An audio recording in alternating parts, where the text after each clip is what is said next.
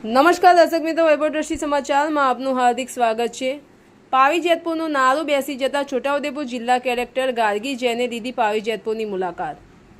છોટાઉદેપુર જિલ્લા કલેક્ટર ગાર્ગી જૈન દ્વારા પાવી જેતપુર તાલુકાની મુલાકાત લેવામાં આવી। ચોમાસાની શરૂઆત થતાની સાથે જ પાવી જેતપુર તાલુકામાં એક બાદ એક જે ઘટનાઓ બની રહી છે, જેને લઈને પાવી જેતપુર તાલુકાની જનતાને ઘણી મુશ્કેલીઓનો સામનો કરવો પડી રહ્યો છે। ચોમાસાની શરૂઆત થતાની સાથે સૌપ્રથમ સિહોર ડાયવર્ઝન ધોવાયું, ત્યારબાદ ગત રોજ પાવી જેતપુર ખાતે આવેલું નારું બેસી જઈ તેની સાઈડની દિવાલ પણ તૂટી જવા પામી હતી, જેને કારણે બોડેલી તથા ઉદેપુર તરફ આવન જાવન માટેના રસ્તા હાલ પૂરતા બંધ કરી દેવામાં આવ્યા છે।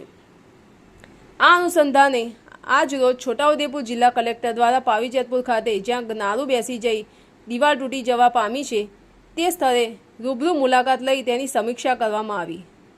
સમીક્ષા કર્યા બાદ જેને અધિકારીઓ સાથે ચર્ચા કરી માહિતી મેળવવામાં આવી, ત્યારબાદ જિલ્લા કલેક્ટરના આદેશને લઈને તંત્ર દ્વારા હાલ તે સ્થળની જેસીબી સફાઈની કામગીરી હાથ ધરવામાં આવી છે।